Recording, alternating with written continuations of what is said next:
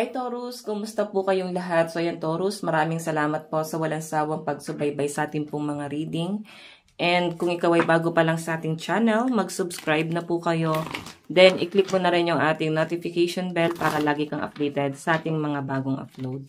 Okay, so guys, sa mga interested naman sa ating private reading, nasa description box below lang po yung link ng aking Facebook.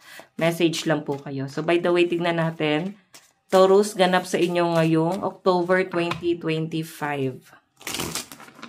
Okay. Taurus, Sun, Moon, Rising, and Venus.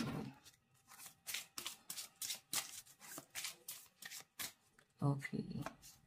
Meron tayong it's time to raise. Okay. Basahin natin.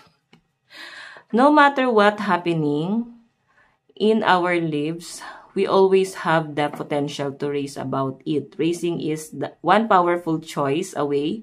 Raise out of our negative thoughts or our limiting beliefs. Raise out of our comfort zone or our complaints. Raise out of our slump or out of the potato chip bag.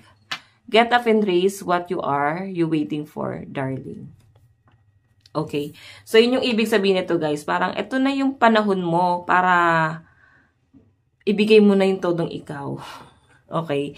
Yung galing mo, baka ito na yung tamang panahon ngayong October na meron kang kayang gawin, no? Na parang, kailan mo siya sisimulan? Siyempre, ngayon na. Pero may nakikita akong blessing dito, guys, na parang kahit hindi ka mag-effort dito, Taurus, ayan, di maano. Parang kahit hindi ka mag-effort dito, merong magandang mangyayari sa inyo or para ka nasa spotlight. Kapansin-pansin ang ginagawa ng mga Taurus. Kapansin-pansin ang potential ng mga Taurus. So, guys, siguro may mga taong mapupuna ka rin, hindi lang pagdating sa trabaho, mapupuna rin yung aura mo kasi iba yung aura na meron ka. As in, kapuna-puna talaga siya, guys. Okay? Para kang lumiliwanag, may kakaiba sa aura mo na lahat ng tao parang possible na mapatingin sa inyo, na parang may kakaiba sa kanya ngayon, may kakaibang glow, parang may gumanda sa kanya ngayon, gumwapo siya ngayon, parang ganon. Okay? So, tignan pa natin Taurus, Sun, Moon, Rising, and Venus sign. So, yan na nga guys, ito na yung panahon para may ipakita ka. Meron kang maipakitang galing or maipakita mo yung kagandahan mo, kagwapuhan mo. Okay, tingnan pa natin Taurus, Sun, Moon, Rising, and Venus sign additional message. Meron tayong unknowing. Gulong-gulo yung mga Taurus ngayon, parang di nyo na alam yung gagawin nyo. Nandun na sa point na parang piling mo walang tutulong sa inyo. Nakikita ko sa mga Taurus na parang ang tingin mo rito is parang puro paghihirap, puro pighati, yung pwede mong maranasan. Pero guys, sinasabi rito na hindi ka lang hanggang dyan. Kasi tingnan mo, oh, kahit madilim dyan, may mga nagniningning na stars sa inyo. Ibig sabihin, dyan ka uhugutin ni universe, no? Dyan ka may marirealize sa kabila ng kalungkutan mo. Marami kang marirealize, no? Kung may mga taong nangihila sa inyo pababa, para marirealize mo yung worth mo. Okay, sige, tingnan pa natin. Parang naguguluhan pa kayo, guys, no? Kung ano talaga yung gusto mong gawin. Or yung iba sa inyo, parang nandiyan ka na. Parang ibinigay na sa inyo. Ayan, nasasamid pa ako. Parang ibinigay na sa inyo, Taurus. Pero duda ka pa rin. Para ba talaga ako dito? Para sa akin ba talaga to? Nandito na ba talaga ako? Alam mo yung ganong scenario. Sige, tignan natin ha. Meron tayong creativity. Okay, so eto guys, creativity na to. Parang kailangan mo lang siyang i-work out. Kailangan mo lang siyang matutunan, no? Diyan na talaga yung calling mo eh. Kailangan mo lang siyang matutunan. More practice, feeling ko mas malaki pa yung i-improve mo dito sa bagay na to. Pwede to guys sa talent mo or sa trabaho mo. Okay?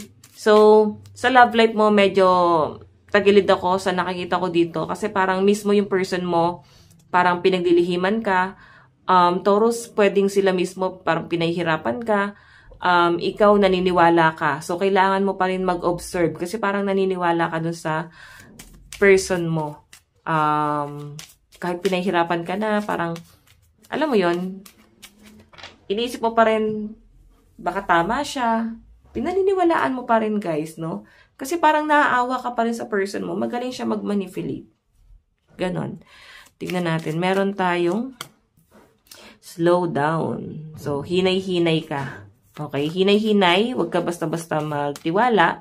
Pero kung okay naman yung first mo, bakit hindi, no? Applicable lang to guys sa energy na nasasagap ko ngayon na parang hindi kayo nagiging compatible dito. Okay?